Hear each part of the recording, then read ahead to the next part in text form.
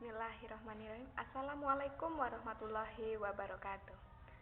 Gimana teman-teman kelas 8 kabarnya? Pasti baik kan? Ya, perkenalkan nama saya Rina Fauzanatin. Saya mahasiswa dari Universitas Muhammadiyah Surakarta. Jadi di sini saya akan menemani kalian belajar pendidikan agama Islam selama 1 bulan kurang lebih ya.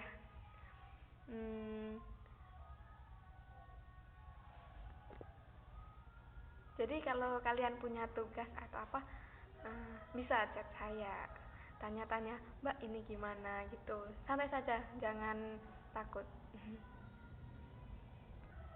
Ya, setelah ini kalian simak video dari saya ya untuk materi bab pertama. Nanti kalian jangan lupa untuk komen nama kalian di bawah biar saya tahu siapa yang sudah menonton video saya, siapa yang belum. Bisa dimengerti teman-teman? Bisa ya? Oke. Ya, baik teman-teman. Untuk materi bab pertama yaitu mengimani kitab-kitab Allah dan mencintai Al-Quran.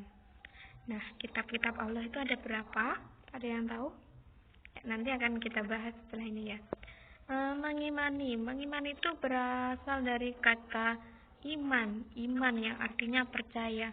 Jadi kalau kita mengimani kitab Allah berarti kita percaya bahwa kitab-kitab itu ada dan kitab-kitab itu berasal dari Allah.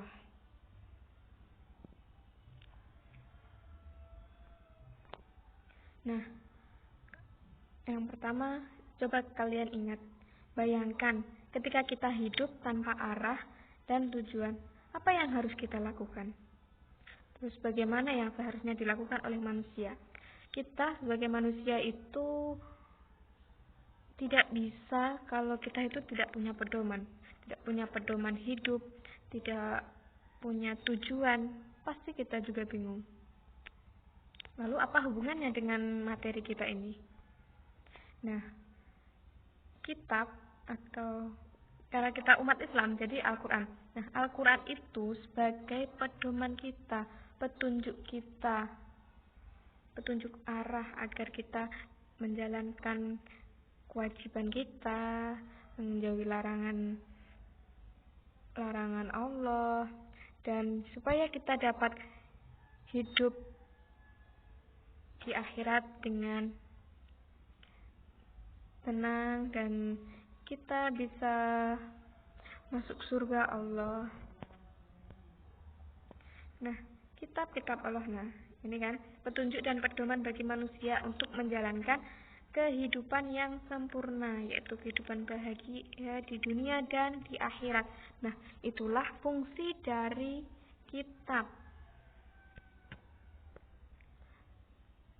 Allah itu memiliki 4 kitab. Yang pertama, kitab Taurat. Nah, kitab Taurat ini diterima sebagai wahyu Nabi Musa alaihissalam yang diturunkan pada abad ke-12 Masehi di tengah lingkungan Bani Israel. Sebagaimana dijelaskan pada Quran surat Al-Mu'minun ayat 49. Walaqad atayna Musa kitaba la'allahum yahtadun, yang artinya dan sungguh telah kami anugerahi kepada Musa kitab Taurat agar mereka Bani Israel mendapat petunjuk. Quran surat Al-Mu'minun ayat 49. Coba nanti kalian lihat ya Qurannya, Quran surat Al-Mu'minun ayat 49. Nah, dalam kitab Taurat itu terdapat beberapa pokok-pokok ajaran. Yang pertama, perintah untuk mengesahkan Allah. Yang kedua, larangan menyembah patung. Terus larangan menyebut nama Allah dengan sia-sia. Jadi kita kalau menyebut nama Allah itu harus berhati-hati. Kemudian perintah menyajikan hari Tuhan, yaitu hari ke-7 atau hari Sabtu. Jadi dalam kitab Taurat, dalam Bani Israel itu mereka mengagungkan hari Sabtu. Kemudian perintah menghormati kedua orang tua, larangan membunuh sesama manusia, larangan berbuat zina, larangan mencuri, larangan menjadi saksi palsu, dan juga larangan mengambil hak milik orang lain. Kemudian yang kedua, kitab Zabur. Nah, kitab Zabur ini diturunkan kepada Nabi Daud alaihissalam untuk Bani Israel dan kaum Yahudi. Kitab ini diturunkan di Yerusalem pada abad 10 sebelum Masehi dan ditulis dengan bahasa Kipti. Sebagaimana dalam Quran surat Al-Isra ayat 55, yang artinya, dan Tuhanmu lebih mengetahui siapa yang di langit dan di bumi. Dan sungguh, kami telah memberikan kelebihan kepada sebagian nabi-nabi atas sebagian yang lain. Dan kami berikan Zabur kepada Daud. Quran surat Al-Isra ayat 55. Di dalam kitab Zabur ini terdapat isi-isi, yaitu berupa syair atau nyanyian, diubah menjadi nyanyian gereja. Kemudian nyanyian untuk raja, berisi sajak keagamaan, mengajarkan tentang ibadah, ratapan doa jenazah, dan berisi doa-doa. Oke, selanjutnya kita menuju ke kitab Injil.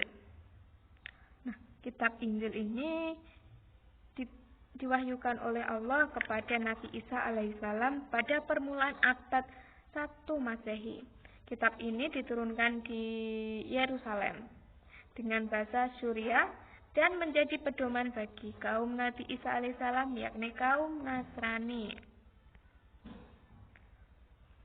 Sebagaimana dalam Quran surat Al-Maryam dijelaskan bahwa qala innai abdullah atani al-kitaba wa ja'alani nabi. Dia Isa berkata, sesungguhnya aku hamba Allah. Dia memberiku kitab Injil dan dia menjadikan aku seorang nabi. Quran surat Maryam ayat 30. Dalam Injil ini terdapat pokok ajaran yang pertama mengajak manusia kepada tauhid, menerangkan beberapa hukum, kemudian mengajarkan hidup dengan zuhud, menjauhkan diri dari kerasukan dan ketamakan dunia, kemudian dan menerangkan tentang akan datangnya Nabi Muhammad SAW. Nah, kemudian yang terakhir ini kitab-kitab pedoman umat Islam, pedoman kita. Al-Quran merupakan kitab penyempurna dari kitab-kitab terdahulu yang diwahyukan oleh Allah SWT kepada Nabi Muhammad SAW. Kitab Al-Quran diturunkan pada abad ke-7 Masehi. Sebagaimana dalil dalam Al-Quran, dia menurunkan kitab Al-Quran kepadamu Muhammad dan mengandung kebenaran, membenarkan kitab-kitab sebelumnya dan menurunkan Taurat dan Injil. Nah, dalam Al-Quran ini terdapat ajaran apa saja ya? Ada yang tahu? Nah, di sini saya menyebutkan bahwa pokok ajaran dalam Al-Quran itu ada akidah, akhlak, ibadah, muamalah, dan tarikh. Untuk akidah yaitu hal-hal yang berkaitan dengan keesaan Allah dan meyakini malaikat-malaikat Allah. Kemudian akhlak yaitu berkaitan dengan pembinaan akhlak mulia dan menghindari akhlak tercela. Ibadah itu tata cara ibadah seperti sholat, zakat, dan ibadah lainnya. Kemudian ajaran muamalah yaitu tata cara berhubungan dengan sesama manusia. Dan tarikh, apa tuh tarikh itu? Tarikh itu yaitu kisah-kisah orang terdahulu, atau kalau bisa disebut sejarah orang-orang terdahulu. Nah, kemudian ada juga istilah suhuf. Kalian sudah pernah membaca istilah suhuf? Nah, apa tuh suhuf itu? Kemudian perbedaan antara kitab dengan suhuf itu apa? Yang pertama, isi kitab lebih lengkap daripada suhuf. Yang kedua, bentuk dari kitab sudah dibukukan, sedangkan suhuf masih berbentuk lembaran-lembaran yang terpisah. Dan yang ketiga, kitab biasanya berlaku lebih lama daripada suhuf. Coba nanti kalian baca buku paket kalian, pasti ada keterangan tentang suhuf ini. Nah, hikmah beriman kepada kitab Allah itu apa? Pasti setiap kita belajar sesuatu pasti ada hikmahnya ya. Kemudian hikmah beriman kepada kitab Allah itu apa ya? Nah, yang pertama, memperkuat keimanan kepada Allah. Mengetahui bagaimana berperilaku yang baik dan benar dalam kehidupan sehari-hari. Kemudian mengetahui dan membedakan mana yang baik dan mana yang buruk. Karena dalam kitab suci dijelaskan tentang bagaimana cara berperilaku, baik sebagai makhluk sosial maupun individu. Hidup manusia menjadi tertata karena adanya pedoman yang bersumber pada kitab suci. Memupuk sikap toleransi karena kitab-kitab Allah selalu memberikan penjelasan tentang penanaman sikap toleransi, dan menambah ilmu pengetahuan, memberikan pengetahuan sejarah tentang kehidupan orang-orang terdahulu, dan menumbuhkan sikap optimis untuk meraih kebahagiaan dan kesuksesan dunia akhirat. Jadi kita sebagai umat Islam harus mengimani, harus percaya bahwa kitab Allah itu ada Zabur, Taurat, Injil, dan Al-Quran. Nah, karena kita sebagai seorang muslim, kita harus mengimani kitab kita dan menjalankan isinya. Bisa dimengerti teman-teman? Mungkin cukup itu yang dapat Ibu sampaikan. Nanti jangan lupa ya teman-teman, komen di bawah nama kalian dan kelas kalian, agar saya juga tahu siapa yang sudah menonton video saya dan siapa yang belum. Kemudian nanti di grup akan ada tugas. Jangan sampai lupa, jangan sampai nggak dikerjakan. Ya, satu lagi, di rumah tetap menjaga protokol kesehatan dan tingkatkan iman. Jangan lupa belajar. Dan cukup itu yang bisa saya sampaikan. Cukup sekian. Bila taufiq wal hidayah. Wassalamualaikum warahmatullahi wabarakatuh.